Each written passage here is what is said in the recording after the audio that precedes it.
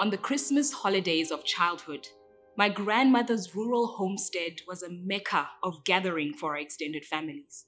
A potpourri of generations converged on that tiny village from all around the country.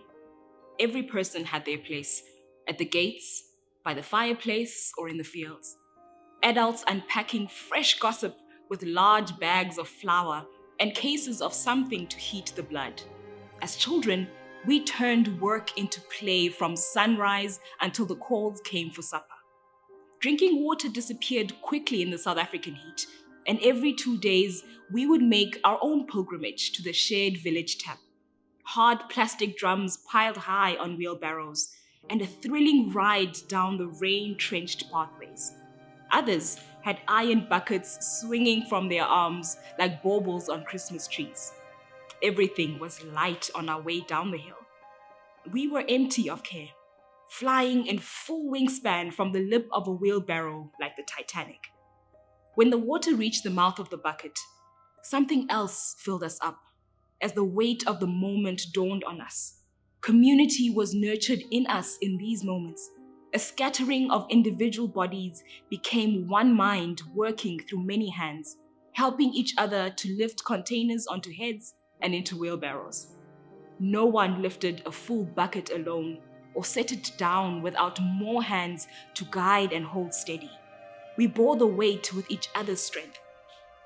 On the dawn of World Psoriasis Day, we are challenged to help hold each other steady, to help unload the burden and quench the village. Over 60 million people are inflamed by the rage of the fire of psoriasis, and the potential of this disease sleeps in all our skins. When it awakens without warning, it fills one to the brim and takes up space. It takes up space in the body, patch by patch. The evidence flares and flakes everywhere. Endless nights and days of itching for relief, of long sleeves and pants and dresses, of hiding, of wishing not to be seen, of being a stranger in one's own skin. It takes up space in the senses, in an assembly of ointments like ammunition for war. The scent which follows one everywhere betrays you as a soldier in the battle for well-being. The hours and weeks passing in hospital beds, bathed in harsh light, and medicines whose names you cannot forget along with your own. The neighbors and strangers with a mouth full of family recipes and remedies, and not enough knowledge.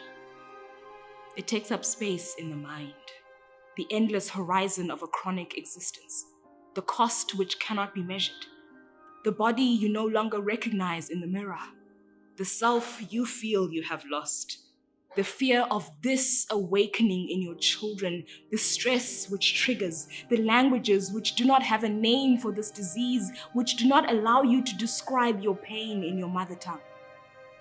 The whispers, the stares, the pointing, the pain which holds you captive, the fear of being a burden.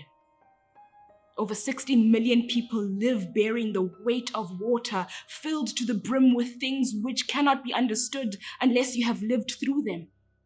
On this day, we join the chorus of voices who say, "It is safe to put your burdens down here," calling on a village of hands to reach out, hands to soothe hard-to-reach places in the body, healing hands of healthcare workers under hospital lights, hands which write laws to write the right ones, hands which help unpack thoughts and heal the mind, hands which open doors to treatment for all. May our hands reach out to knowledge, educating ourselves on what we do not know, to unlearn cultures and words which harm and ostracize, to call out those who use them, to dismantle beliefs born out of ignorance and fear which isolate one from community, and to challenge stigma out loud. On World Psoriasis Day and every other day, to be the voice that says, feel free to show up in your short sleeves and your bare feet and all the complexities of your skin. Around here, we see you wholeheartedly, and we are ready to be quenched together.